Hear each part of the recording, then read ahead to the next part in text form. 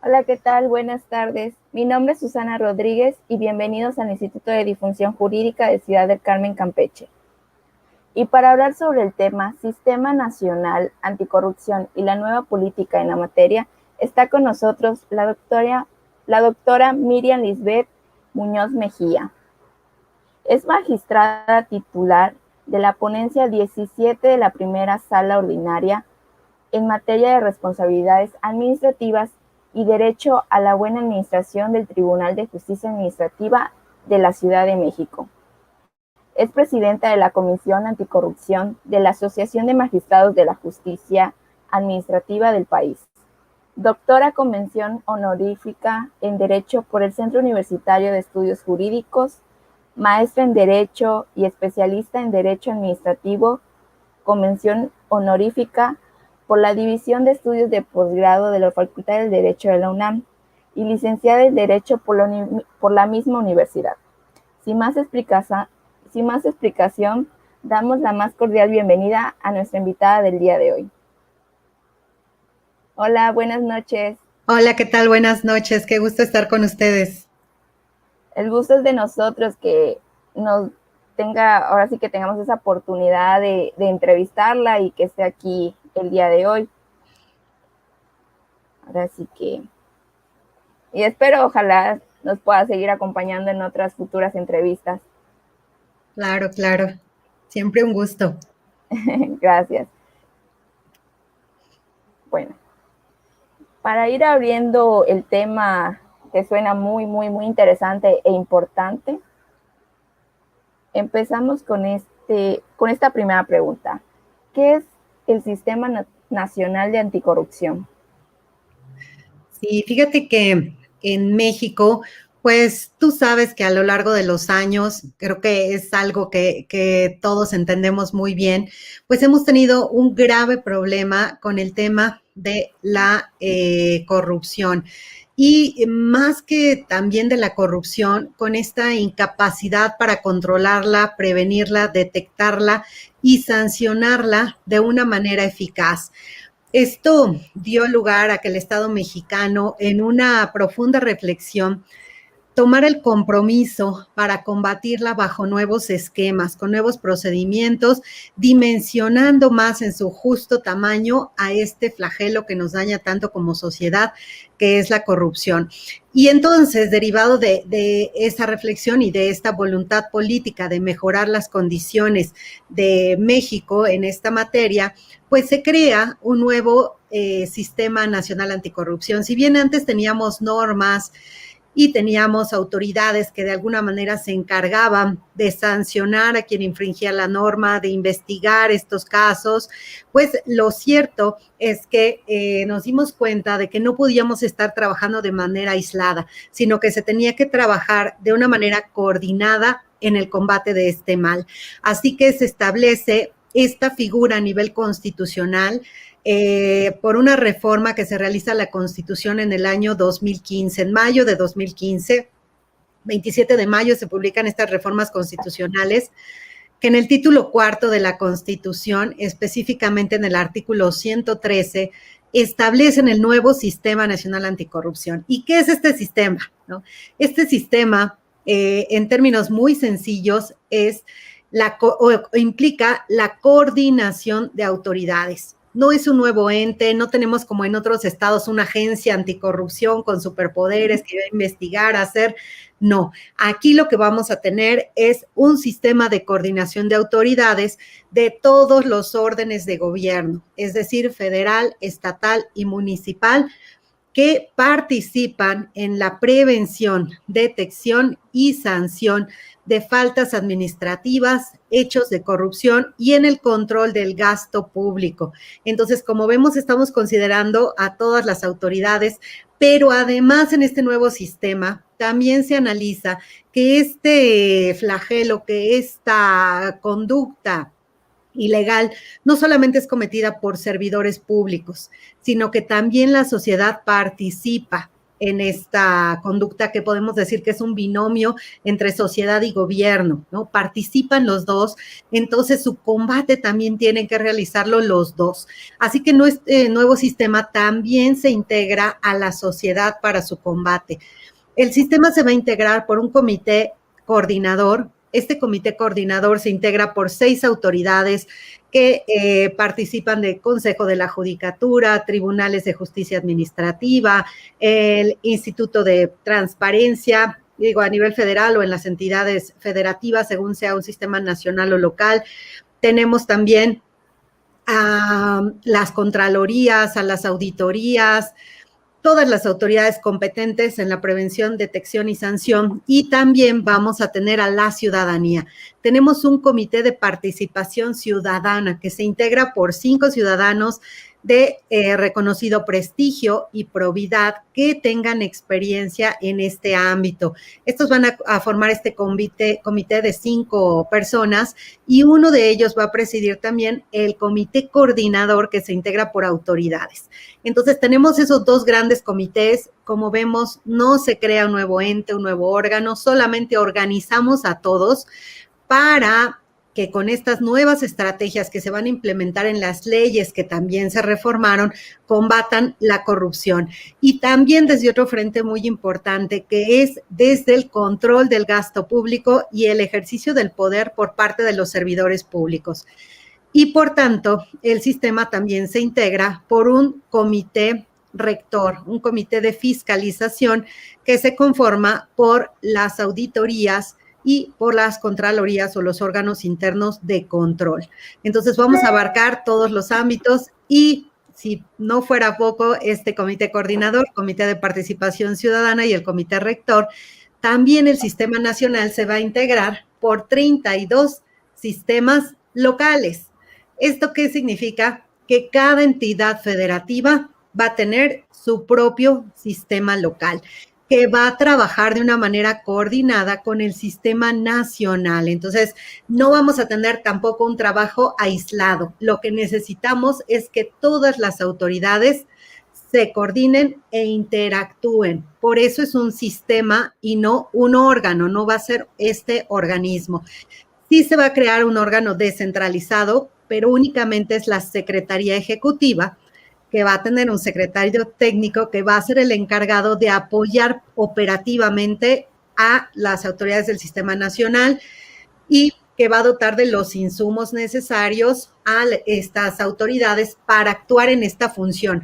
Porque si vemos, por ejemplo, el Instituto Nacional de Transparencia y Acceso a la Información Pública, pues tiene su propia función, ¿no? Garantizar precisamente esa transparencia y el derecho a la información de los ciudadanos.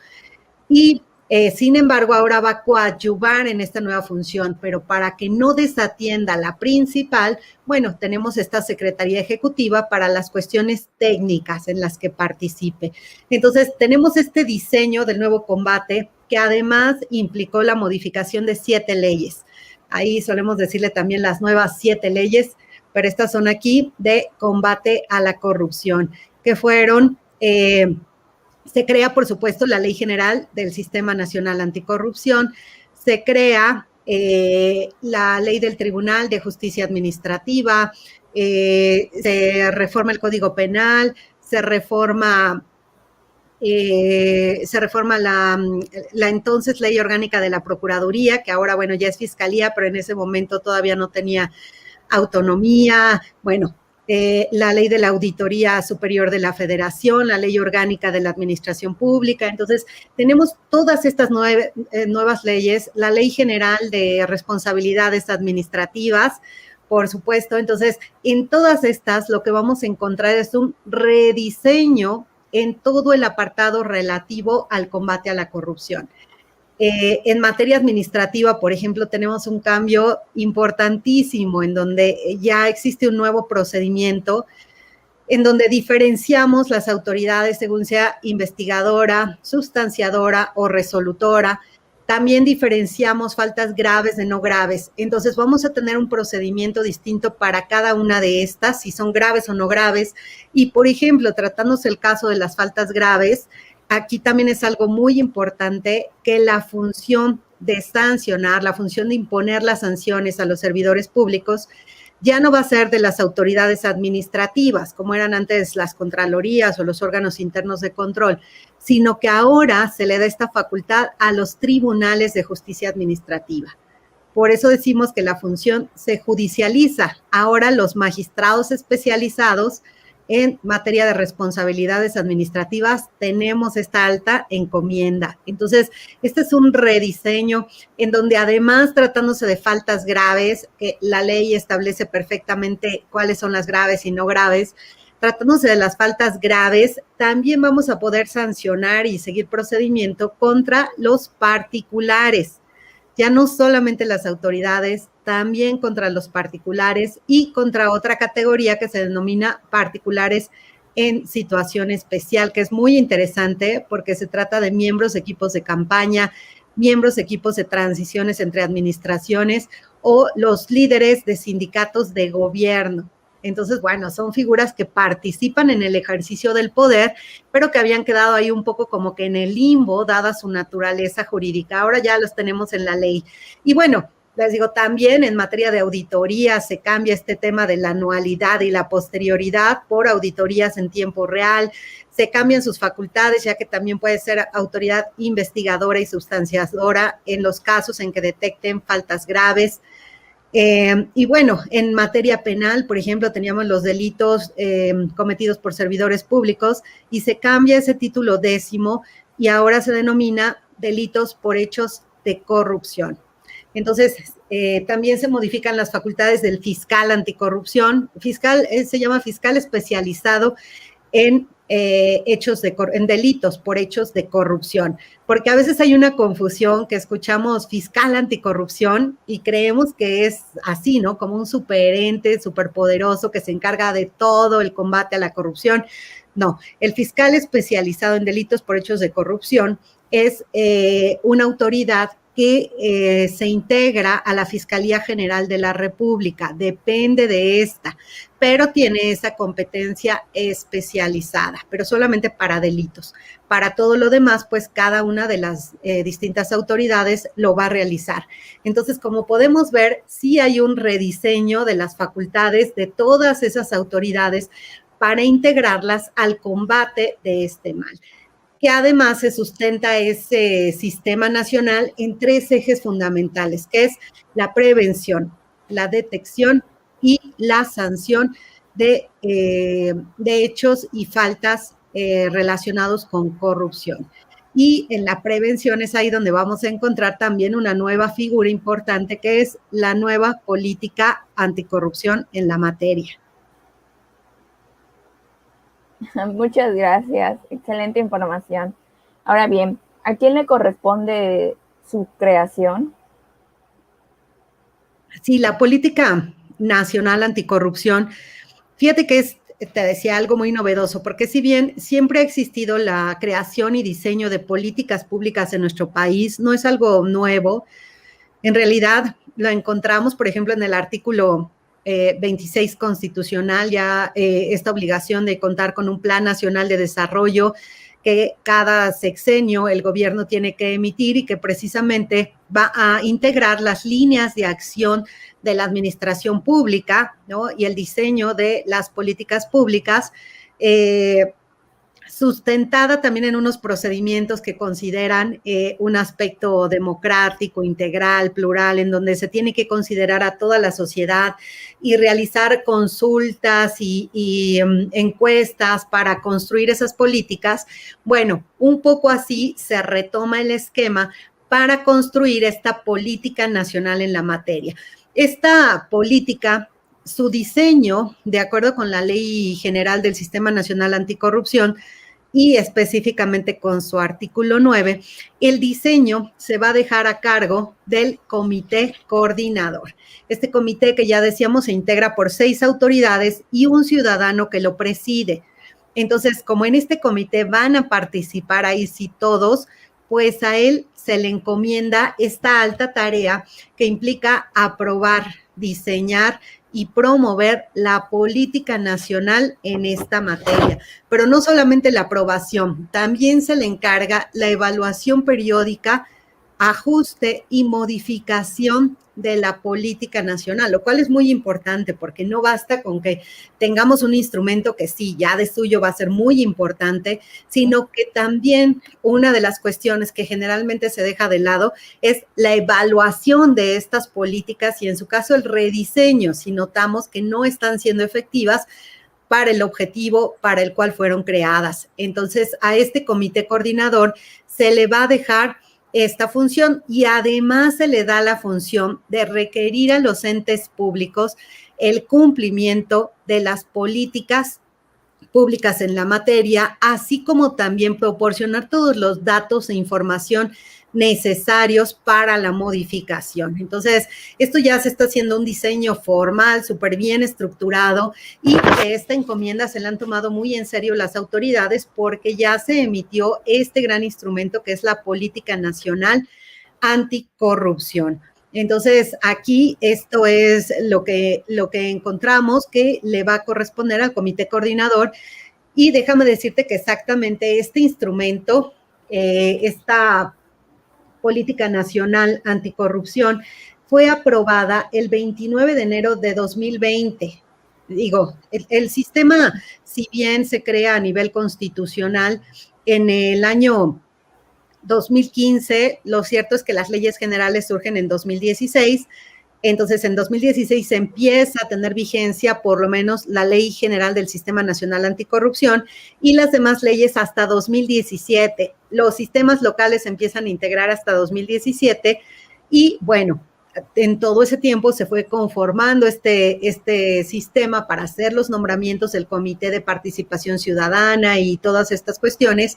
Y por tanto, de pronto podemos hablar de 2015, estamos en 2021 y nos parece que va muy lento el avance, pero tiene su propia lógica. Además de que la ley, como habíamos dicho, contempla dentro de la estructura, dentro del diseño del sistema nacional, la creación de 32 sistemas locales que deben conformarse replicando el modelo federal. Esto significa también que cada entidad federativa, al tener su propio sistema, también debe crear su propia política en la materia. Entonces vamos a encontrar esta política nacional y también debemos tener 32 políticas locales que también van a diseñar cada una de las autoridades correspondientes de cada entidad federativa para abarcar así mejor las diferencias que tenemos culturalmente en cada uno de los estados y adaptar esa política a las necesidades propias de cada entidad. Entonces, esto es muy importante, que igual los comités de participación, los comités coordinadores son quienes van a crear esas políticas. Gracias. ¿Y qué proceso se sigue para ello, o sea, para el Sistema Nacional de Anticorrupción? Sí, fíjate que el Sistema Nacional Anticorrupción lo que establece para el diseño de las políticas públicas, bueno, obviamente tendríamos que hablar que la Política Nacional Anticorrupción tiene como objetivo asegurar la coordinación de acciones. Decíamos, como sistema, su principal finalidad es la coordinación entre todos los entes públicos que integran el Estado mexicano, así como el involucramiento de los distintos sectores de la sociedad con la finalidad de asegurar el control efectivo de las distintas manifestaciones de corrupción en todos los niveles de gobierno. Y por tanto, aquí lo que se hace es un ejercicio de sistematización, análisis de información y datos obtenidos a través de mecanismos de consulta pública. Para la creación de estas políticas se hacen consultas públicas nacionales en las que se recolecta la perspectiva y el sentir de la ciudadanía, también de expertos de las organizaciones civiles, academia, empresarios y otros actores interesados en el tema o en el problema más bien de la corrupción, así como también se va a hacer un análisis de la evidencia de datos oficiales, estudios de organismos internacionales, investigaciones académicas y organizaciones de sociedad civil, entre otras fuentes. Entonces, se obtiene toda esa información, se realizan todas esas consultas, esa participación. Y bueno, también estos diagnósticos van a contener datos oficiales, principalmente del INEGI, por supuesto, este instituto que coadyuva con la obtención de la información en México, y que se van a complementar con la evidencia generada por otras instituciones públicas, académicas, organizaciones de la sociedad civil y organismos internacionales que participan en los procesos de consulta pública. Entonces, este es el mecanismo para la creación de las políticas. Tienen que ser integrales y tienen que ajustarse a la realidad. De ahí que tenga que haber la participación de todos estos sectores. Entonces, de hecho, ahí, por ejemplo, el Comité de Participación Ciudadana del sistema va a ser el enlace y el vínculo con las organizaciones de la sociedad civil para que éstas traigan su propuesta, su sentir y puedan ser tomadas en cuenta al momento de integrar la política nacional anticorrupción. Entonces, es un proceso largo de consulta. También de ahí que no podamos hablar tan rápido de la construcción de estas políticas públicas en la materia, porque necesitamos seguir ese procedimiento para que de verdad sean integrales. Y lo mismo va a pasar en las entidades, tienen que hacer este proceso. Hay varias entidades que ya lo tienen, aunque la verdad a la fecha todavía faltan muchas, y de hecho, por ejemplo, hay 2 entidades del país que ni siquiera han comenzado su política, que es el estado de Morelos y la Ciudad de México. La verdad estamos ahí todavía con alguna carencia derivado de que en la Ciudad de México no contamos aún con la integración del sistema local anticorrupción, porque si bien en 2017 se hizo la reforma constitucional, se publicaron todas las leyes, lo cierto es que hubo por ahí un revés, ya que la Suprema Corte invalidó la ley del sistema local anticorrupción de la ciudad. No por el contenido, pero sí lo invalidó porque el proceso legislativo no fue correcto. Y esto implicó que todos los nombramientos quedaran atrás y ahora se tengan que rehacer. Y por tanto, al no haberse integrado todavía el sistema, pues no podemos hablar de que haya un comité coordinador que se encargue de realizar esta política anticorrupción, ¿no? Entonces, este es como el sistema que se sigue para la creación de la política nacional anticorrupción. Ok, muchas gracias. Anteriormente ya había mencionado sobre los ejes, cuáles eran. Entonces, ya hablando aquí un poquito más con profundidad, ¿nos puedes explicar sobre esos ejes? Y fíjate que precisamente cuando se hizo todo el análisis del resultado de estas consultas públicas, se detectó que esta coordinación e involucramiento de autoridades y de sociedad para el combate a la corrupción se tenían que articular en torno a 4 ejes estratégicos, que estos ejes estratégicos están asociados a igual número de causas problemáticas que propician la corrupción y que se ha dicho que integran las dimensiones de la corrupción como un fenómeno sistémico. Estos 4 ejes son el primer eje se refiere a combatir la corrupción y la impunidad. El segundo eje a combatir la arbitrariedad y el abuso del poder.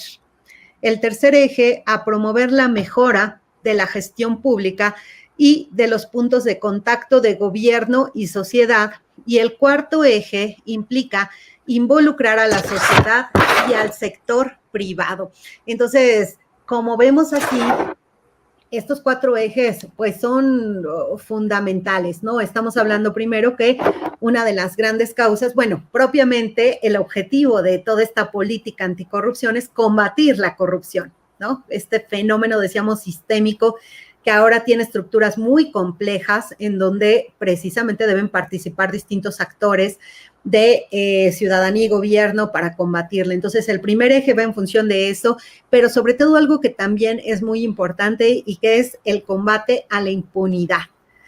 Porque aquí tenemos 2 cuestiones. Una cosa es la corrupción y otra que no haya sanciones, que sigamos teniendo a los responsables de actos de esta naturaleza sin una repercusión y que eso a su vez va a propiciar que se sigan cometiendo actos de esta naturaleza.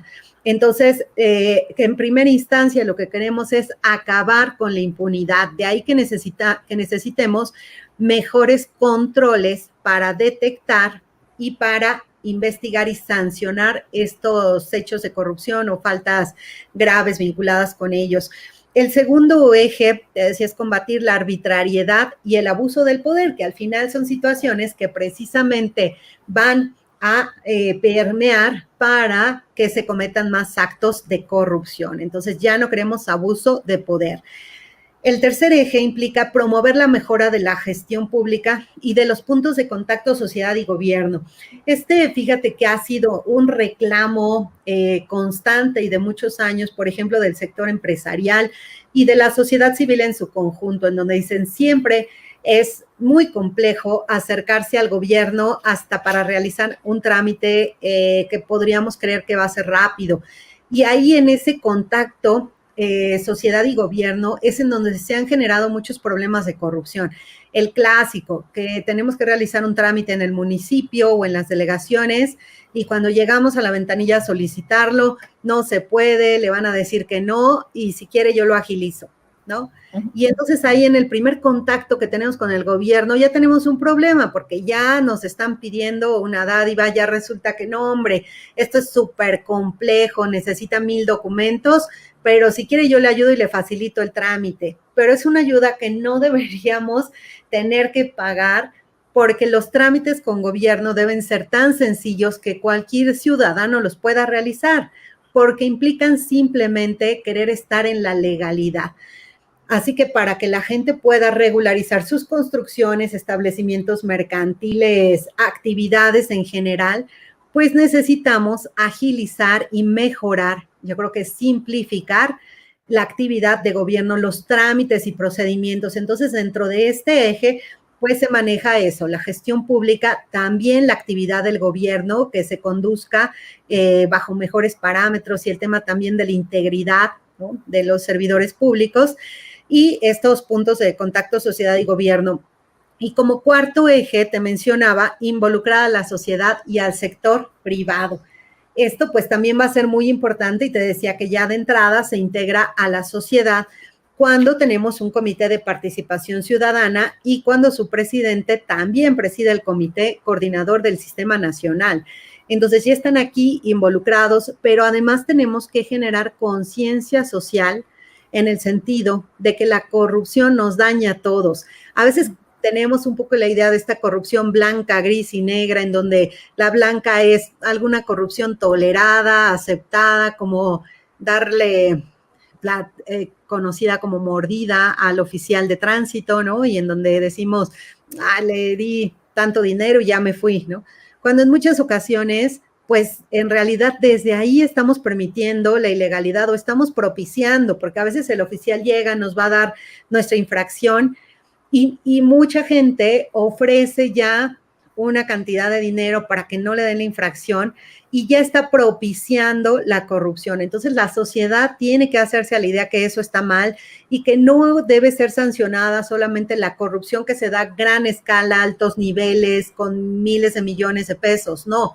Desde el billete de 50, de 20 pesos, ya no sé si alguien de un billete de 20, pero desde el billete de 50 ya es una conducta ilegal y ya está dañando el correcto ejercicio del servicio público, pero también los principios que podríamos decir pertenecen a las normas sociales cotidianas, ¿no? Estamos violando ya estas normas de convivencia y, bueno, desde ahí tenemos que concientizar, involucrar a la sociedad para combatir este mal. En muchas ocasiones no sabemos que es más sencillo que nos den la infracción, pagarla en línea, que pagada en los primeros 30 días nos hacen un descuento increíble y a veces de verdad es más barato pagarla, quitarse de temas que estar dando estas dádivas indebidas, cuando además, pues en muchas ocasiones tenemos la responsabilidad de haber cometido efectivamente las infracciones. Nosotros en el tribunal de repente vemos asuntos en donde llegan a impugnar una sola persona 20 o 30 infracciones de tránsito. Decimos, esto no es un error de los sistemas, esto ya es una conducta reiterada de una persona. Y digo, por supuesto que tienen los medios de defensa al alcance, ¿no? Que pueden ir a impugnarlo, pero de verdad, ¿por qué no asumir nuestra responsabilidad propia de decir, ¿qué me pasa? Tengo 30 infracciones. Oye, pues o toma un curso, o maneja mejor, ¿no? Pero si no, ya págalas, porque estás engrosando ahí el aparato administrativo cuando tienes que involucrarte en tu responsabilidad social.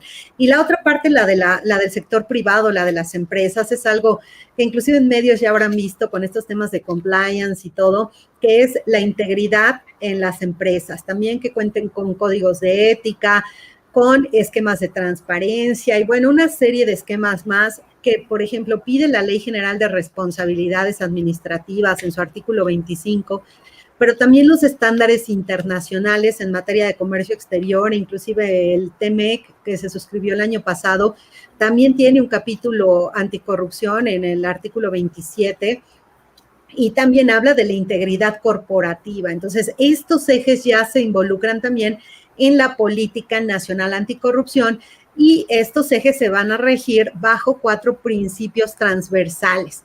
Esto es que esos 4 ejes deben ser atendidos considerando la coordinación para actuar, el respeto a los derechos humanos. Toda política debe ser respetuosa de derechos humanos, aunque esté combatiendo a la corrupción. También bajo un eje transversal de gobierno abierto y participación social. Esto es fundamental. Y también mediante el uso de inteligencia y tecnologías. Aquí, por ejemplo, vamos a ver cómo existe esta figura del secretario técnico que contempla el artículo 35 de la Ley General del Sistema y en donde nos dice que el secretario técnico tiene que integrar los sistemas de información para integrar el resultado de las evaluaciones y que estos datos sean públicos y reflejen los avances o retrocesos de la política nacional anticorrupción. Entonces, aquí es un ejercicio de gobierno abierto y de transparencia que está asegurando el propio sistema respecto de estas políticas y para caminar todos juntos. Entonces, esos son los 4 ejes, los 4 principios transversales que van a regir las políticas que se han creado, que están divididas en lo que denominamos 40 prioridades. Cada eje cuenta con 10 prioridades y estas prioridades precisamente constituyen la política pública. De hecho, este instrumento, esta política nacional que se emitió en enero del año pasado, está muy bien elaborada. Ahí te va guiando, para quien la quiera consultar, está en internet, la pueden descargar. Está la página del Sistema Nacional Anticorrupción en la parte de la Secretaría Ejecutiva del Sistema. Ahí encuentran la política, inclusive hay una guía para la creación de las políticas locales anticorrupción para ayudar a las entidades a realizar sus propias políticas en la materia. Y bueno, les decía, vienen estas políticas, bien establecido también que estas políticas obviamente tienen que diseñarse y evaluarse. Y esta evaluación se va a realizar dependiendo si es una política que debe implementarse y dar resultados al corto, mediano y largo plazo. Esto va de 1 a 3 años, de 3 años a 6 y de 6 en adelante, según sea el largo plazo, digo mediano, corto, viene en este instrumento. Viene también cada una de estas prioridades, a qué autoridades les va a corresponder implementar cada una de estas prioridades, cada una de estas políticas, y si se trata de una política a corto, mediano o largo plazo, y dividida también en cada uno de los ejes a los que se van a integrar. Entonces, de verdad es un documento muy interesante. Yo les recomendaría bastante, si les interesa el tema anticorrupción, el tema del combate de este mal, creo que es fundamental leer ese instrumento y que además, déjame decirte que hay una versión muy amigable, porque hay una versión larga, pero para quien no quiera leer la versión larga, ya sea por tiempo o porque a veces es un poco tedioso la versión larga, pues también hay una versión cortita de 3, 4 hojitas en donde se describen qué es la política, cómo se realiza, cuáles son estos ejes, estos principios transversales y estas 40 prioridades para que podamos tener un conocimiento, pero ya un poquito más, léanse ese instrumento que de verdad está muy interesante y muy bien elaborado. Y fíjate que poco se habla de este tema, cuando es fundamental para la prevención y para un cambio de cultura, de una cultura de la corrupción a una cultura de la legalidad. Entonces, sí recomiendo mucho leer este instrumento que es público. Excelente. Gracias. Bueno, y ahora, ¿quién evalúa la política en la materia? Sí, fíjate que esta evaluación nuevamente le va a tocar al comité coordinador y pues respaldado del secretario técnico. Esto de acuerdo con los artículos 9 y 27 de la 9 y 35 de la Ley General del Sistema Nacional Anticorrupción. Tienen estas facultades y va a ser muy importante porque te decía que ese comité coordinador pues se integra por fiscal anticorrupción, tribunales de justicia administrativa, consejo de la judicatura, secretaría de la función pública, auditorías y esta Fiscalía Anticorrupción. Entonces tenemos todas esas autoridades y a la ciudadanía, porque va a ser también este representante del Comité de Participación Ciudadano que lo preside. Entonces, sí integramos a todos aquellos que en su día a día y en su función cotidiana combaten de una u otra manera la corrupción. Entonces, tienen que estar ahora vigilantes de que se cumplan con las políticas y de ver si están dando resultados o no. Es muy importante aludir a que las políticas públicas no son instrumentos que podamos ver resultados a muy corto plazo, que a veces quisiéramos, ¿no? Ya hoy surgieron, ¿cómo estamos en un mes? No, desafortunadamente esto da resultados a través de los años. Es algo en donde un mediano plazo van a ser más de 3 años y un largo plazo nos vamos a 6 años. Entonces, no es una evaluación rápida. A veces escuchamos crítica a este sistema y a las políticas diciendo no han dado resultados, no han sido efectivas, no está sirviendo, hay que desaparecer al sistema. Bueno, el sistema es una coordinación de autoridades. Hablar de desaparecer la coordinación de autoridades, pues ya de entrada, pues no me parece que sería un buen mensaje, ¿no? Que se enviara, porque les digo, no es un nuevo ente y todas estas facultades con las que se cuentan son muy importantes y creo que sí ha habido un cambio de paradigma en la manera en la que se está combatiendo a la corrupción y por tanto hay que entender que la evaluación que se haga de las políticas pues tiene que ser con los años. Esto es a nivel mundial, no es un problema exclusivo de México y no es que estos estándares de evaluación también sean propios de México. Esto es a nivel internacional en la misma línea, con los mismos tiempos. Entonces, así es como se va a realizar la evaluación de la política nacional anticorrupción. Ok, muchas gracias. Y bueno, ahora quiero, sí preguntarte, ¿cuál podría ser una reflexión muy importante acerca de este tema que es el Sistema Nacional Anticorrupción y la nueva política en la materia? Mira, qué interesante pregunta. A ver, déjame estructurarla. Si me la vuelves a repetir porque está un poquito larga. Ok, ¿cuál podría ser una reflexión importante que nos puedas compartir sobre este tema del Sistema Nacional Anticorrupción y la nueva política en la materia? Sí, excelente. Ya, es que primero la empecé a analizar y luego ya se me olvidó el contexto. Bueno, una reflexión que me gustaría hacer es que, por supuesto, la corrupción es un mal que nos daña a todos, no solamente en el aspecto económico, sino que también lesiona nuestros derechos fundamentales y llega a causar la pérdida de vidas, ¿no? Si no tenemos correctos servicios de salud, hay pérdida de vidas. Si no tenemos correctos servicios públicos o obras públicas deficientes, podemos provocar la pérdida de vidas. Entonces, la corrupción es un mal que realmente necesitamos combatir y necesitamos estar conscientes de esa trascendencia que tiene para todos. Y luego entonces, si nos damos cuenta de su importancia y de sus efectos tan nocivos para cada uno, pues lo importante va a ser asumir nuestra responsabilidad social para ser partícipes de este combate.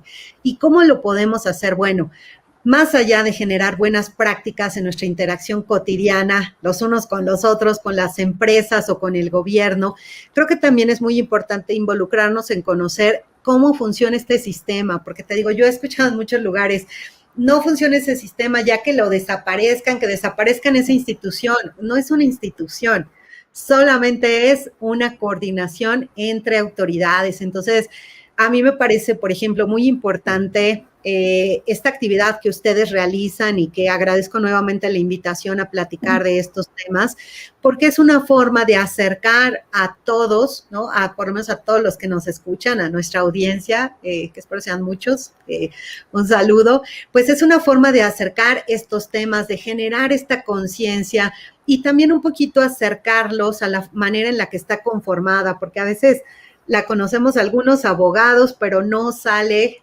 de una manera abierta y sencilla para toda la sociedad, de qué manera pueden participar. Por ejemplo, se mejora mucho el esquema de denuncia pública de actos de corrupción. Hay páginas de internet, se tiene que hacer mucha publicidad de que podemos hacer inclusive denuncia anónima. A veces tenemos miedo de las repercusiones y hacemos la denuncia de alguien con poder o con dinero o, bueno, en general este miedo a denunciar.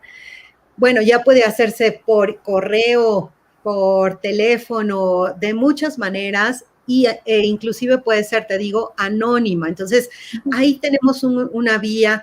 También ya se han creado algunos lineamientos y acuerdos de protección de los alertadores ciudadanos, alertadores de la corrupción, en donde también están estas guías para que nosotros podamos hacer del conocimiento de la autoridad, porque a veces la autoridad no investiga porque no sabe, porque no tiene forma de saber respecto de todos estos actos por su propia naturaleza, porque se dan en lo oscurito, ¿no? Estos actos de corrupción, pues generalmente no son públicos. Y te digo, no son públicos y de qué manera las autoridades pueden combatirlos si no los conocen. Entonces, la forma en la que se puede realizar es a través de la ciudadanía o de las propias autoridades que a su vez denuncian a otras autoridades, ¿no? Ese es, por un lado. Dos, conociendo el sistema.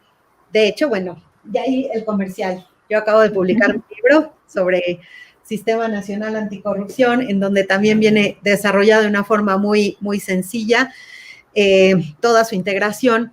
Y bueno, te decía, desde el sector empresarial también esta parte de asumir con integridad la actividad que realizamos cotidianamente. Entonces, la reflexión final sería eso. Lo importante es que todos asumamos la responsabilidad que nos corresponde para combatir este mal, que nos acerquemos a estos instrumentos para su combate, que nos acerquemos a leer ahí en nuestros ratitos de ocio, no, que le demos un ratito, una lectura a estas políticas anticorrupción y a todos los temas que tenemos en internet, la plataforma digital nacional, la página del Sistema Nacional Anticorrupción y una serie de datos que de verdad resultan inclusive interesantes para leer de manera cotidiana y que nos pueden ir dejando esta reflexión sobre la manera en la que nosotros participamos y colaboramos con nuestra sociedad. Esa sería la reflexión. Muchas gracias. Bueno, a nombre del instituto queremos ahora sí que agradecerle por su participación en este espacio, porque pues, la finalidad de esto es compartir el conocimiento y las experiencias adquiridas que vamos tomando alrededor de nuestras carreras. Y pues para mí un gusto, la verdad es que son temas que me apasionan, son temas que me gustan, son temas de los que yo llevo estudiando muchos años, porque si bien pues ahora soy magistrada anticorrupción, magistrada especializada en responsabilidades administrativas y me toca aplicar estos nuevos procedimientos bajo esta nueva visión de combate a la corrupción, lo cierto es que también soy académica. Y como académica, bueno, ya tengo 15 años, cumplí mis 15 años hace poco, y enseño la materia de Derecho Administrativo. Y en Derecho Administrativo siempre vemos esta división de poderes, órganos constitucionalmente autónomos, y entramos también a la diferencia entre administración pública y privada, y dentro de esto, el esquema de responsabilidades de los servidores públicos. Entonces, son temas que a mí me encantan, me apasionan de toda la vida, y que ahora creo que cobran más relevancia viendo las situaciones tan desafortunadas por las que estamos pasando a nivel mundial por estas cuestiones que se ven afectadas por la corrupción, digo, en el aspecto económico, en el aspecto social, en el aspecto de la salud, de los derechos humanos, y pues generar esa conciencia, te digo. Entonces, a mí me encanta hablar de estos temas, de verdad, yo encantada de estar aquí con ustedes compartiendo un ratito de esta experiencia y pues estas reflexiones personales, ¿verdad? Porque estas las asumo en forma personal y desde una perspectiva académica, considerando que es muy importante, te decía, asumir esta responsabilidad, y precisamente estas charlas yo las hago con esta visión de contribuir un poco en lo posible al combate a la corrupción en nuestro país. Muchas gracias. Igual no sé si hay algún problema de que nos pueda compartir, no sé, alguna página, el contacto, si alguien de la audiencia quiere más información sobre el tema o alguna duda. Sí, yo creo que igual y por conducto de ustedes, si les envían las dudas y a lo mejor ya ustedes me las hacen llegar por mail, Okay. Ya, con mucho gusto las vamos desahogando, ¿no? Ok, entonces, Claro, sí, perfecto. claro, sí, para que Entonces, sea más pues, fácil. claro. Igual, pues reiteramos una vez más los agradecimientos a nombre del instituto y esperemos que nos vuelvas a conceder otra entrevista con algún otro tema de interés. Y pues te deseamos buenas noches y que pues tengas mucho éxito. Muchas gracias y buenas noches a todos. Un gusto estar con ustedes. Gracias.